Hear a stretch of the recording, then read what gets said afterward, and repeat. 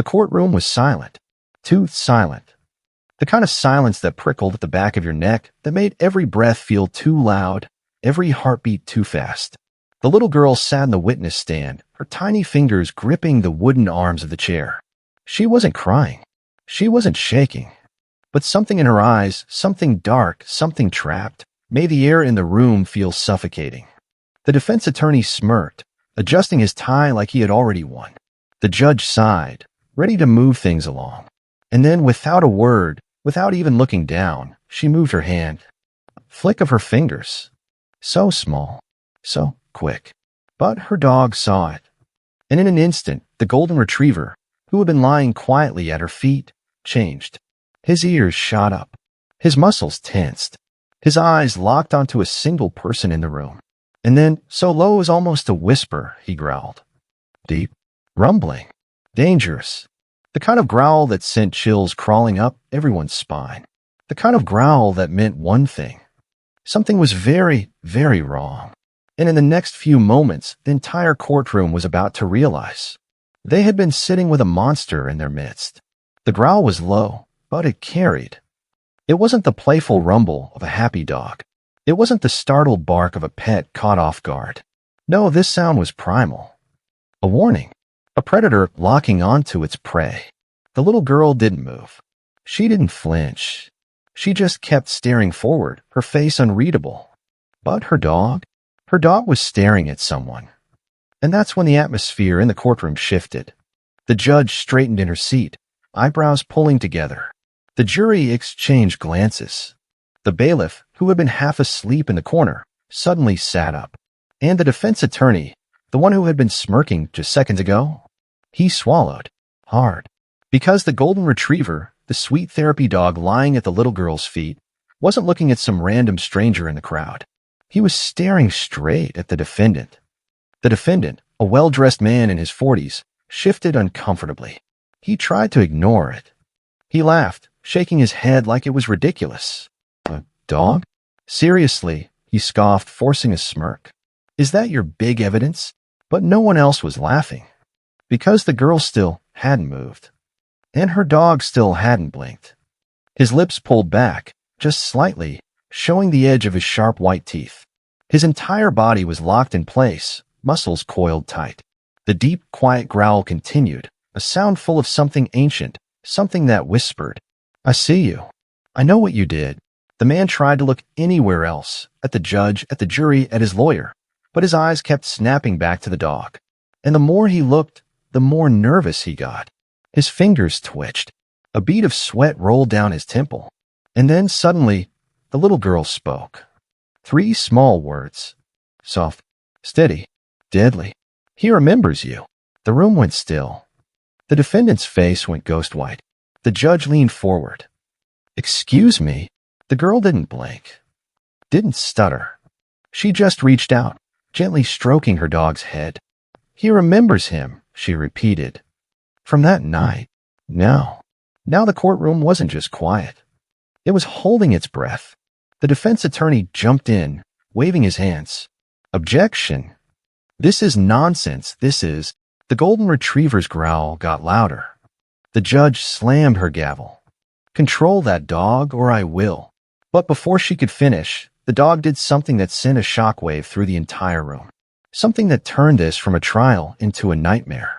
He lunged forward, not to attack, but to hide behind the girl. Shaking, whimpering, his tail tucked between his legs. Not aggressive. Not violent. Terrified. And that's when the realization hit. This wasn't just a therapy dog. This was a dog that had been there that night. This was a dog that had seen everything. And this was a dog that just identified the real monster in the room. For the first time since the trial began, the judge's confident, controlled demeanor cracked. She looked from the dog, now cowering behind the girl, to the defendant, whose face had turned a sickly shade of gray. The jury? They weren't even trying to hide their reactions anymore. Some had their hands over their mouths. One woman had visibly scooted her chair back, like she could feel something evil in the air. And the prosecutor. He was flipping through his notes so fast that his papers nearly flew off the desk. But it was the little girl, still eerily calm, who shattered the silence again. I knew he'd remember you, she murmured. Her fingers threaded gently through the dog's fur, grounding him, protecting him. But the real question? The defendant licked his lips, his composure crumbling by the second. This is absurd, he hissed to his lawyer, but his voice was too high, too shaky. It's just a dog. This means nothing. But even as he said it, he inched away. Away from the dog. Away from the girl. Away from the weight of whatever the hell was happening in this room. And then, the prosecutor finally found his voice. Your Honor, he said, standing. I request an immediate recess. The judge nodded, almost too quickly. Granted. The gavel hit the wood, and the courtroom exploded into whispers. But the defendant, he didn't whisper. He just bolted. The second the guards approached to escort him out, the man lunged for the door. No, you don't understand, he shrieked, shoving past them. This is all a setup. It's not real. He didn't get to finish. Because as soon as his foot hit the hallway floor, the dog barked. Not a warning. Not a whimper. A piercing, furious, protective bark that echoed through the entire courthouse. And something inside the defendant snapped. He broke into a full sprint, barreling down the hall, knocking over chairs and shoving bystanders aside. But he wasn't fast enough. The bailiffs tackled him before he made it to the exit, pinning him to the floor as he thrashed like a wild animal. And in the middle of the chaos, the little girl walked out of the courtroom. Composed, silent, her dog at her side. As she passed the writhing defendant, she paused, just for a second. Long enough to lean down. Long enough to whisper something that made him go still. Something that made his breath hitch, his body tense, his eyes go wide with horror. No one else heard it. But whatever she said, it destroyed him. Because as they dragged him away, he wasn't screaming anymore. He wasn't cursing. He wasn't fighting.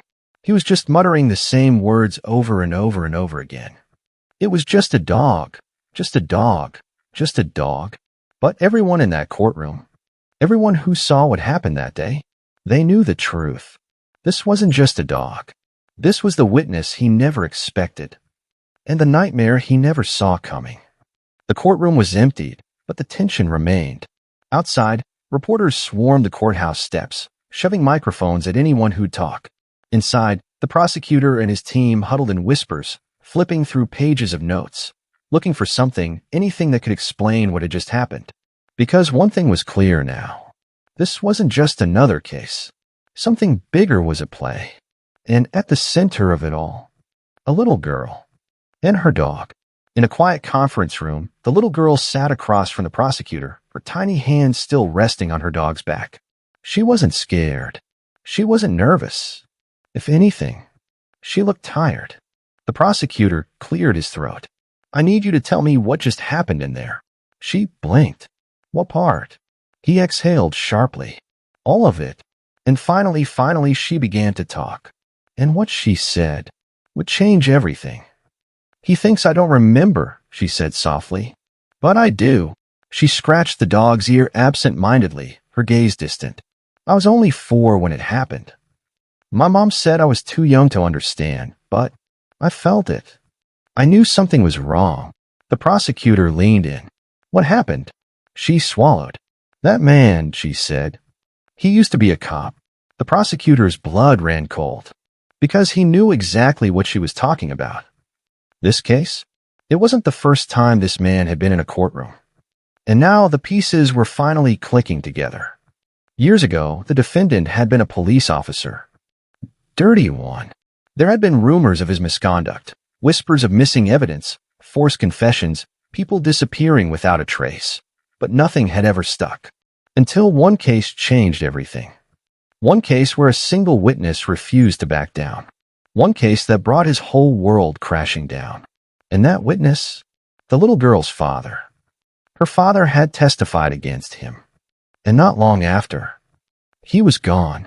Everyone called it an accident, she murmured. But my mom never believed that. Neither did I. Her fingers clenched in the dog's fur. And neither did he. She nodded toward the dog, who had been there that night, who had seen everything, and who had never forgotten. The prosecutor's heart pounded. This wasn't just a case of corruption. This was murder. And now they had proof. Because dogs don't lie. The dog had recognized him, had reacted not just out of fear, but out of memory. The memories of a night that had changed everything. And now that truth was about to bury the man who thought he had gotten away with it. The trial resumed the next day. This time, there was no running, no excuses, no more lies, because the evidence, both human and canine, was overwhelming. And the jury, they saw it, felt it, and when the verdict came down, guilty, on all counts, the little girl didn't cry. She didn't cheer. She just looked at her dog, and for the first time in years, she smiled, because justice had finally been served, and her father could finally rest in peace.